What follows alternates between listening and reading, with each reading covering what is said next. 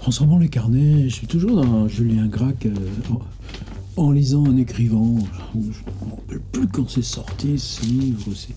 Mais je crois qu'évidemment, il nous accompagne tous et toutes comme une espèce aussi de somme, comme même si c'est pas le dernier. Après, il y a La forme d'une ville, et puis tout ce qu'on a appris à lire depuis, mais en lisant, en écrivant, c'est comme si c'était une sorte de... tu sais, il dit Proust considéré comme un terminus, tu vois, c'est 1980, c'est sorti juste un petit peu avant que je sorte mon premier livre. Ça veut dire que quand j'écrivais Sortie d'usine, ben, très probablement, moi je lisais, en lisant, en écrivant, de Julien Gracq, et quand tu lis quelque chose comme ça, et tu vois, justement, il te parle de Stendhal, de Flaubert, tu relis par ce qu'il te désigne. Et c'est sûr que dans cette période où moi j'ai écrit mon premier livre, il y a tout d'un coup, parce que tu dénoues quelque chose au centre, eh bien, tu dois tout reprendre. Alors, pas forcément les mêmes. Lui, Balzac et Dostoïevski ou Edgar Poe, c'est sûr que moi, je partais du même socle. Est-ce qu'on part du même socle aujourd'hui? C'est autre chose. Mais est-ce qu'on peut se dispenser? Est-ce qu'on peut faire, là, faire comme si ça n'existait pas? Balzac et Dostoïevski et Edgar Poe, ben, moi je ne crois pas. Si tu veux être sérieux dans le boulot, va donc faire autrement. Et ça, c'est pas une question de génération.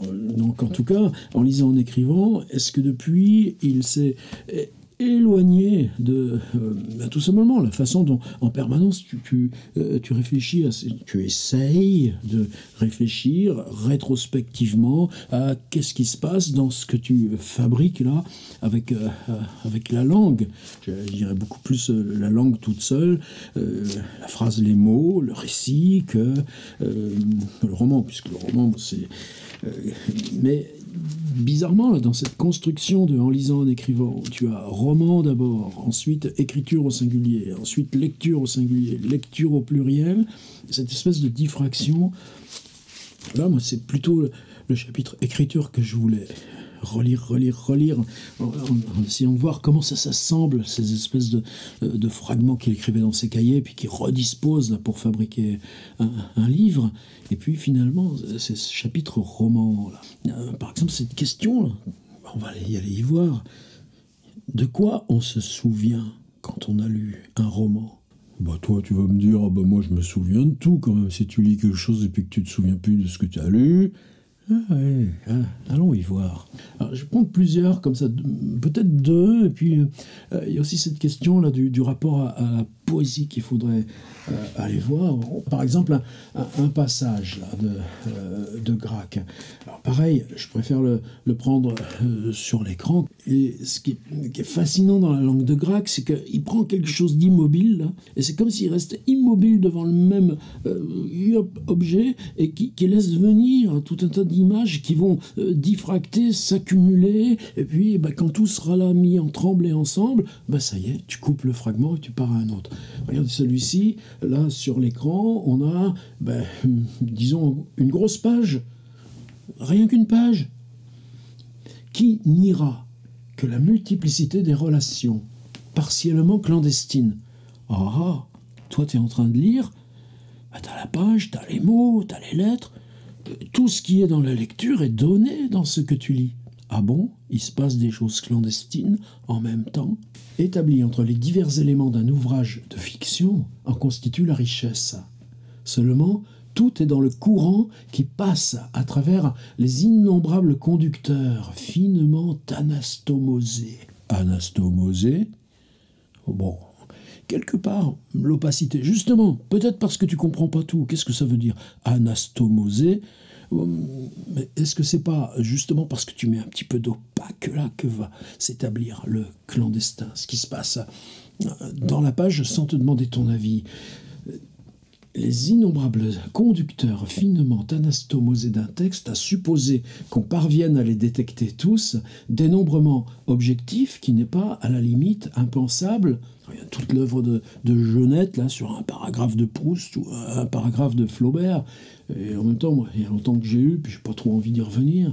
Il resterait à déterminer comment ces contacts intratextuels, entre guillemets, parce que ça, c'est le vocabulaire qui poursuit de Gracq, se hiérarchisent et se commandent l'un l'autre. Et là, tu entres dans la mécanique. Détermination de toute importance, car le courant de la lecture ne se divise pas. La lecture, un courant. Un courant, mais un courant qui charrie tout ça à la fois. Et si tu l'isoles, bah, tu as tous les autres qui continuent, et toi, tu es perdu. Et toute chose en matière de lecture romanesque pose une question moins d'existence que d'intensité. Donc, pour que la lecture soit flue, c'est ce chemin variable des intensités simultanées qui va fabriquer le roman que tu lis. Le courant de la lecture aveuglement, parmi tous les embranchements que lui présente un livre, suit les fils à plus grande section. Et certains des exégètes modernes du texte rappellent à l'esprit en réaction. Est-ce que c'est Genette qui vise? J'en sais rien, il y en a tellement, et puis moi, c'est pas mon domaine, ça. Ces plans électrifiés qu'on trouve dans les stations du métropolitain. Tu te rappelles, à Paris, dans le métro, tu avais donc ces immenses plans, puis en dessous, des petits boutons. Alors toi, tu étais quelque part et t'appuyais. Je vais aller Montmartre, et t'appuyais sur le bouton, et ça faisait une ligne. Alors, quel que soit l'endroit où t'allais, puis même si tu savais, t'appuyais sur les boutons, rien que pour voir arriver ces petites guirlandes là, qui dessinaient des choses souterraines en couleurs différentes selon les lignes sur le plan de la ville. Le chemin s'y trouvent interconnectés, en apparence interchangeables. Mais si on appuie sur le bouton, seul le trajet le plus court entre le départ et le terminus s'illumine. Il y a certes autant de lecture d'un texte que de lecteurs, mais pour chaque lecteur, lorsqu'il ne s'institue pas promoteur artificiel de lecture marginale.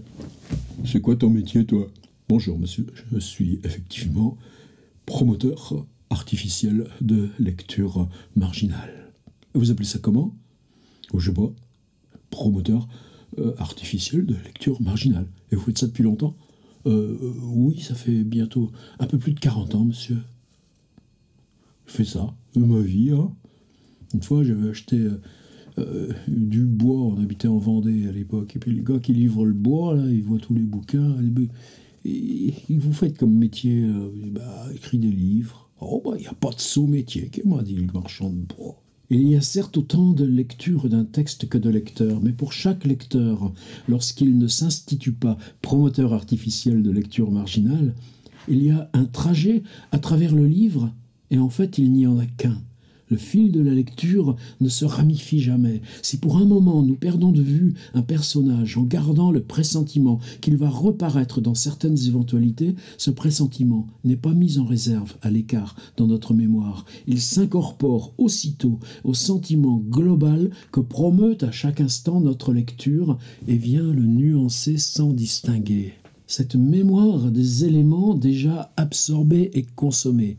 Donc ce processus de comment on mémorise la lecture, à mesure que le flux de la lecture avance, qu'il y a ces différentes intensités qui travaillent simultanément, mais qui n'appartiennent pas à la même détermination, et que précisément cette zone d'opaque, voire d'illisible dans ce que tu lis, l'enjeu d'opération partielle, voulu par l'auteur ou pas, ce sera encore un autre fragment.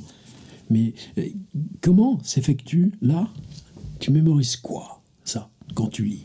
Mémoire tout entière intégrée, tout entière active à tout moment, que crée la fiction à mesure qu'elle avance et qui est une de ses prérogatives capitales, contredit non à l'existence, mais à la ségrégation des niveaux de sens étagés dans un texte. Ces niveaux n'atteignent pas à la présence réelle, niveau de sens étagés dans un texte. Ces niveaux n'atteignent pas à la présence réelle, parce qu'ils ne sont jamais suivis séparément par l'attention, mais plutôt perçus systématiquement. Ces niveaux n'atteignent pas à la présence réelle, parce qu'ils ne sont jamais suivis séparément par l'attention, mais plutôt perçus synthétiquement à la manière d'un accord musical. C'est ce synthétiquement sur lequel il va travailler. Ainsi, la richesse d'un livre tient-elle moins à la multiplicité consciemment enregistrée de ses niveaux de sens qu'à l'ampleur de la résonance. T'as lu quoi? J'ai lu La résonance de Marcel Proust. Ah bon? Et ça racontait quoi? La résonance de Marcel Proust. Qu'à l'ampleur de la résonance indivise qu'ils organisent autour du texte au fur et à mesure de la progression de la lecture. Le refus de toute séparation, l'impérialisme du sentiment global, qui font de toute lecture vraie une totalisation indistincte, y amènent à prévaloir très généralement sur le plaisir intellectuel de la compréhension qui disjoint la jouissance fondamentalement unitaire qui naît de l'écoute d'une symphonie. Je me souviens dans cette pièce là où vivait Julien Gracq avec la fenêtre donnant sur la Loire, il y avait son téléviseur, des DVD, sa télécommande, plus de 90 ans, et beaucoup de DVD d'opéra. Alors que dans son couloir, il y avait une peinture qui était une vraie croûte. En partant dans le couloir, je m'arrête dans la peinture, je la regarde, mais quand même, Julien Gracq. Et il voit bien que, je ne sais pas d'où elle lui venait, cette peinture. Et il me dit, autant la musique m'importe, je n'ai pas d'attention à la peinture. Bon, écoute, hein, t'as le droit. Allez, un autre fragment. Ensuite, c'est par là sur Valérie, la marquise qui sort à 5 heures. Le roman cruel. Tout ce qu'on introduit dans un roman devient signe. Ça, on l'a déjà discuté hier. Les livres manquaient des écrivains dans leur vieillesse. Ça te concerne, toi? Bon, peut-être pas. Moi, je le lis pas. Les personnages, difficulté qu'il y a à rendre vraisemblable dans le roman les personnages. Et là, vous savez à qui il s'en prend? Comme le dit Madame Sarraute. Bon, moi j'écrirai jamais dans un livre. Comme le dit Madame Sarraute. Visiblement, Madame Sarraute, ça lui convenait pas. Mais alors pas. Et puis ça, on revient à cette question de la remémoration. Presque dès que j'ai commencé à écrire, j'ai été sensible à cette particularité qu'a le roman, parmi tous les genres qu'on pratique encore, d'être un insatiable consommateur d'énergie. Bon, d'accord, tu me dis ça, oh, ta voiture, elle consomme, t'as encore fait le plein, 70 balles, là. Ah oui, mais quand t'écris, t'as le roman, parmi tous les genres qu'on pratique encore, d'être un insatiable consommateur d'énergie. Et vous savez où il va pour discuter de ça? Il y a dans le livre de Clausewitz, L'art de la guerre, un chapitre remarquable entre tous, moi je crois que j'ai jamais lu ça en plus, qui s'intitule « La friction dans la guerre ». Tu crois qu'on va parler de fiction? Non. On parle du roman, alors on parle de guerre. Et on parle de fiction quand même, alors. Non, on parle de friction. Dans le roman, structure lâche. Le roman, structure lâche, mets ça dans ta poche. On en reparlera plus tard si tu veux. Au rouage très approximativement ajusté. Ça, c'est important. C'est-à-dire, cette liberté de la prose, de s'ajuster imparfaitement, parce que justement, c'est pas ce jeu-là qui permet que les éléments s'organisent simultanément selon des intensités différentes, et que l'intensité va aller se balader dans le roman Structure lâche, au rouage très approximativement ajusté, le frottement destructeur, la déperdition d'énergie guette à chaque page. Comment ne pas se demander quelle est la force qui mène à son accomplissement une besogne aussi harassante?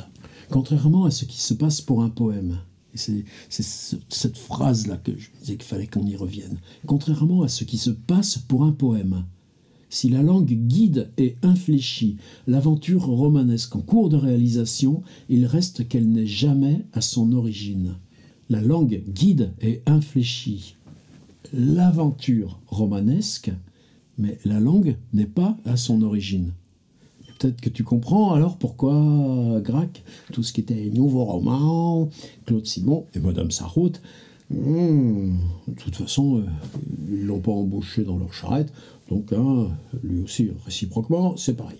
Il y faut un certain état de manque, une insatisfaction urgente et radicale. Il y faut un certain état de manque, une insatisfaction urgente et radicale.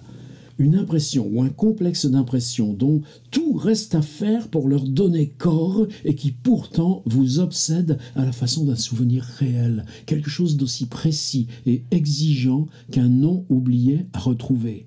C'est le nom, là, le mot que tu cherches, le nom que tu as oublié, là. Comment il s'appelait là? Et ça, et puis tu sais, là, dans les Rolling Stones, tu avais ce type-là. Et oui, mais comment il s'appelle déjà? Et puis ensuite, puis avec l'âge, ça ne s'arrange pas. Quelque chose d'aussi précis et exigeant qu'un nom oublié à retrouver. Donc, ce qui pousse à lire et à la continuité de la lecture, qui s'établit par un rouage du manque. Ah oui, mais si tu renverses du côté de celui qui l'écrit, le roman, comment tu le fabriques, ce manque? Sachant qu'il ne pourra s'exercer que rétrospectivement par rapport à celui qui lit, pas par rapport à toi qui écris. Est sans doute un combustible. Alors voilà, tout à l'heure on avait la métaphore électrique, maintenant le combustible qui alimente le moteur romanesque, moteur à 4 temps. Les vents, non lui il avait une 2 chevaux, 2 chevaux c'est 2 cylindres. Les vents et les courants, c'est-à-dire les hasards que fait courir le langage, décident souvent de l'itinéraire. Le roman, machine de hasard, mais nul ne s'est jamais lancé au travers d'une mer inconnue. Encore une autre métaphore, sans qu'un fantôme impérieux, impossible à congédier, lui ait fait signe sur l'autre rive. La difficulté particulière à la fiction est celle d'un compromis hasardeux, aux données sans cesse changeantes, à réaliser à chaque page entre un contenant sans projet, qui est la production spontanée de l'écriture, et un projet sans contenant, qui est l'appel insistant de ce timbre pressenti, et sans support matériel encore, auquel il s'agit de trouver et fournir un instrument qui sera le livre. Il faut tenir solidement les 2 bouts de la corde raide sur laquelle le roman s'avance en un équilibre instable. Si tout est commandé par un projet trop précis, trop particulier, toute l'œuvre se sclérose, glisse à la fabrication. Si tout est laissé à l'éventuel de la textualité, entre guillemets, pure, tout se dissout en un partage sans résonance et sans harmonique. Le récit est le refus du hasard pur. La poésie, négation de tout vouloir écrire, défini et prémédité. Il faut accepter de se mouvoir dans ce clair-obscur trompeur. Savoir passer sans cesse des chemins à suivre aux chemins à frayer. Il faut accepter de se mouvoir dans ce clair-obscur trompeur.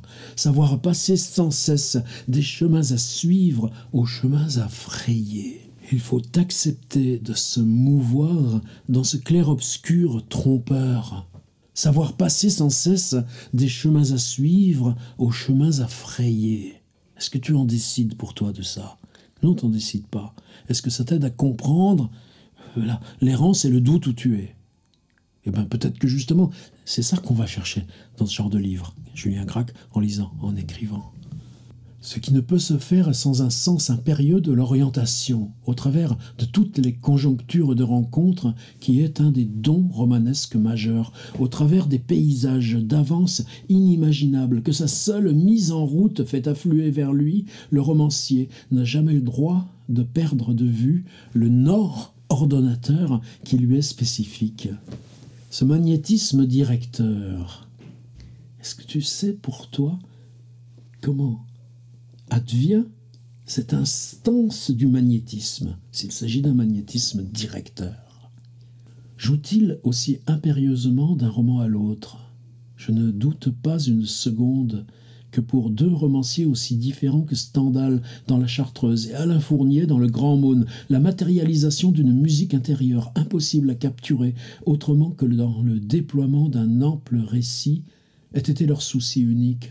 Pour Flaubert, au moins dans Madame Bovary, donner l'impression de la couleur jaune. J'incline à y croire encore tout à fait. Chez Balzac, mis à part des romans comme Les Chouans, Le Lys dans la vallée, entrent en jeu des mécanismes qui me restent mystérieux.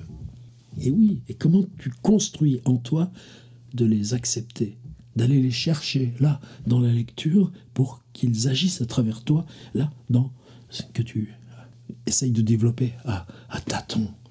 Les deux parties de Béatrix, visiblement, ne se guident pas sur la même étoile. Même quand le romancier m'entraîne sans résistance, je ne comprends pas, je ne sens pas ce qui mène si impérieusement son récit. Chez Huysmans, que je relisais ces temps-ci, cette chasse au météore intérieur, atteinte à son rôle minimum, les forces centrifuges jouent librement, en toute exubérance, la gourmandise sans borne du langage, la chasse au bonheur d'expression, envahissent et conduisent tout, juxtaposition pure et sans progression, échantillonnage de saveurs séparées qui explosent l'une après l'autre, isolément, contre le palais, c'est la substance à rebours. Cet aplat continuel de mosaïque est peut-être plus marquante encore dans les livres religieux comme En route, que devrait ordonner de bout en bout un sentiment tout-puissant et qui s'émiette savoureusement en dénombrement, récapitulation, inventaire, coupé tout à trac de scénettes décousues. À Huysmans, je résiste beaucoup.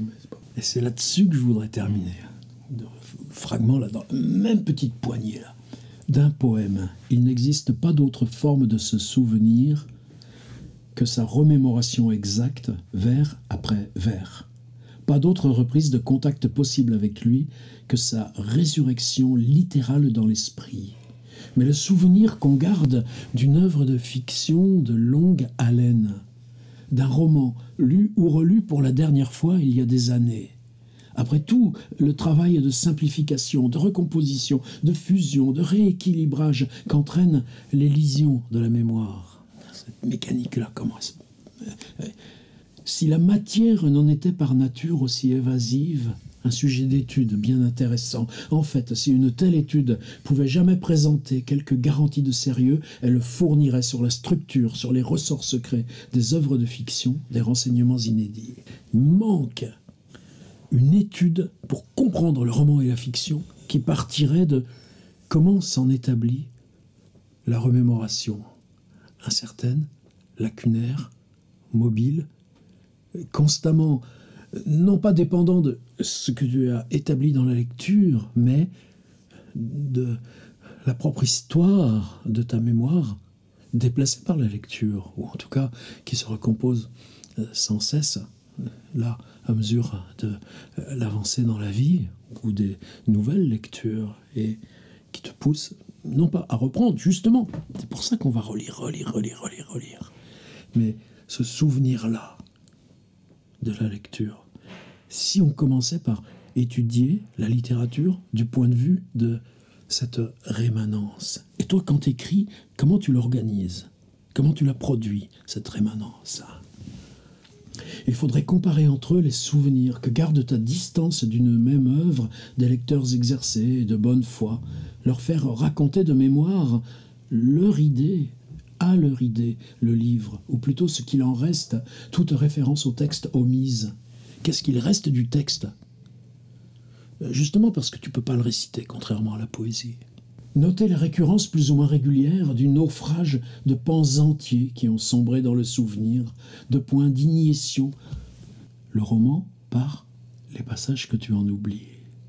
Point d'initiation, au contraire, qui continuent à l'irradier, à la lumière desquels l'ouvrage se recompose tout autrement. Un autre livre apparaîtrait sous le premier, comme un autre tableau apparaît sous le tableau radiographié, qui serait un peu ce qu'est à la carte économique d'un pays, celle de ses seules sources d'énergie. Et au bout de cette réduction au seul matériau radioactif, tu vois, après la métaphore électrique, la métaphore mécanique, voilà, oh, la radioactivité. Ainsi opérée par le tri de la mémoire, on obtiendrait des écarts surprenants. Certains chefs-d'œuvre, la mémoire les restituerait à peu près conformes à leur squelette, avec la gradation de leurs épisodes, leurs courbes d'ensemble, l'équilibre de leurs proportions, ce qui a lieu pour moi, par exemple, pour le rouge et le noir, et non pour la chartreuse, comme pour Madame Bovary. Moi, là, ça me reviendrait, par exemple, le Grand Maune ou Kafka dans cette remémoration, là, comme ça. Et alors que, dans d'autres cas, toute la carcasse consumée ne subsisterait qu'une espèce de phosphorance incorporelle de Dominique, vous savez, Fromentin. Rien qu'une certaine tonalité frileuse et automnale, Des liaisons dangereuses, rien que leur frénésie abstraite et sèche comme l'amadou, et ce qui demeure dans mon souvenir de la lecture que j'ai faite naguère de la Chartreuse, alors ça pour moi ça m'étonne, parce que la Chartreuse, moi, si je l'ai pas relue 10 fois, encore plus même plus que le Rouge et le Noir, depuis la découverte dans ma classe de 4e au collège, 1966. C'est autre chose encore, ce sont les épaves pêle-mêle sur la grève d'un galion porte-trésor, la descente de l'armée sur Milan, Waterloo, la page divine sur les rives du lac de Caume, la tour Farnèse, les oiseaux de Clélia, l'évasion.